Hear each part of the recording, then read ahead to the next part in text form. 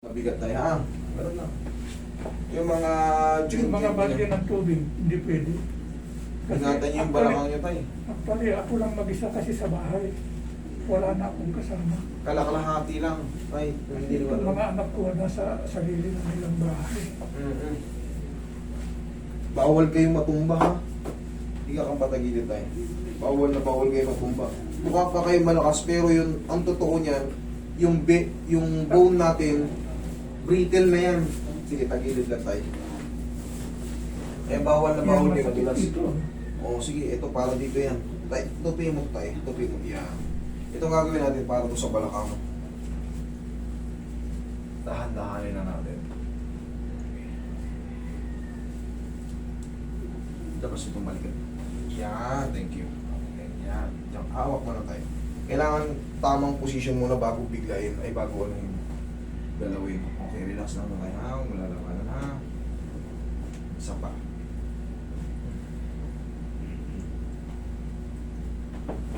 Kabilang side tayo.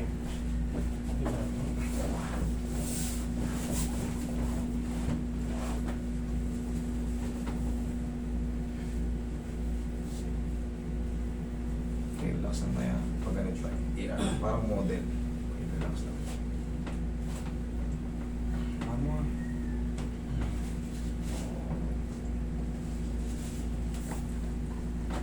Ihaya kayo tayo. Ihaya.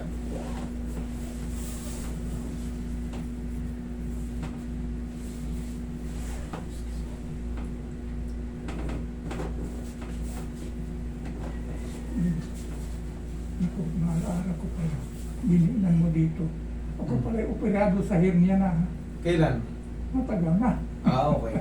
Huwag lang yung mga buwan-buwan. Ay, matagal na. Ito na. Okay lang. Dekada na. Kaya namin ano yan, para yung compensation maawat. Kaya namin inaano dyan, para dito lang ano.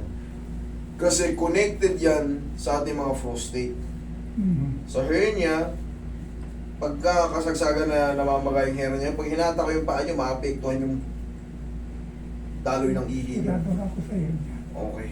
Eh kung panahon pa naman ni Limahong, 86, wala pa yun. Wala na yung okay na yun. Basta sasabihin nyo lang. Yan, sige tapa. Right, tanggalin nyo muna ito ha. Yan, sige tapa. Dahan-dahan lang ha. I-flat mo po yung mukha ng kapitan. Gilid niyo po yung ngayon.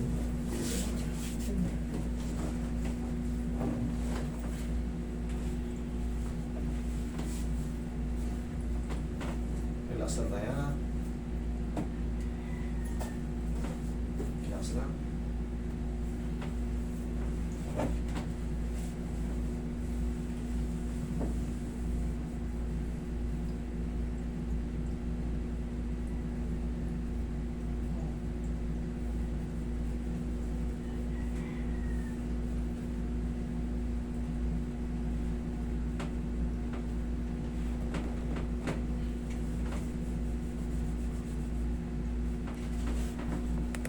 Inyo tayo, magpapamaintenance na kayo.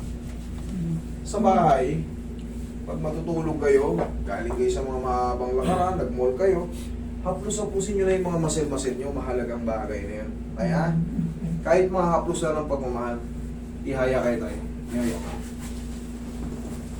Pag ganun, yan.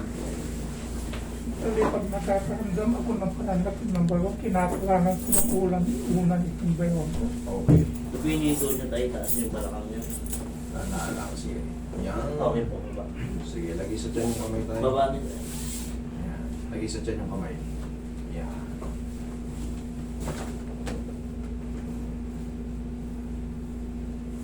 Okay, relax lang po. Inhale. Exhale. Yun. Diyan lang muna.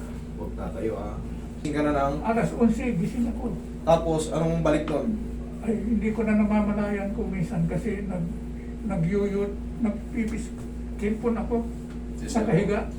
Hindi ko na natutulogan ko na yung cellphone. Tapos alas 2, gising ako ulit. Okay to. Yun na yung gising ano na eh. Paputol-putol na yung tulog. Mm. Kaya nga yung may, kaya nga nasabi ko sa inyo, yung mga umihilig natin sa pamilya, lalo mga magulang natin. Tignan nyo lang, huwag lang naninigas. Kasi mamimiss nila yan. Hindi na sila nakakatulog ng normal. Pagka humihilik yan, ang sarap ng panaginip niya. Tulog na tulog yan. Nabubuisit kayo, darating na yung panahon na yun. Itong nakaraang linggo lang, madalas ako managinip. Mhm. Iniingatan ko lang na, sabi ko, na huwag lang ako mabangungot. Tandaan nyo, pag binabangungot kayo, huwag nyo lang lalabanan. Huwag nyo lang lalabanan, huwag nyo pipiliting bumangon agad. Alam niyo na binabangungot kayo eh. Igagalaw mo yung ano, igagalaw mo yung ulo mo para magising ka. Kasi pag hindi mo nagalaw Itulog nyo yung lang ulo mo, ulit. Maniwala kayo sa akin, ako ilang beses na ako binangungot eh. Hindi ako kayang patayin ng bangungot. Malalaman mo na yan eh, pag binabangungot ka. Parang gising na kasi hindi mo pwede ka makakilos. Itulog mo lang ulit, tumiming ka, sabay Lord. Banggitin mo lang pangalan Lord, okay na. Pagigising ka na. Okay, tay. Thank you.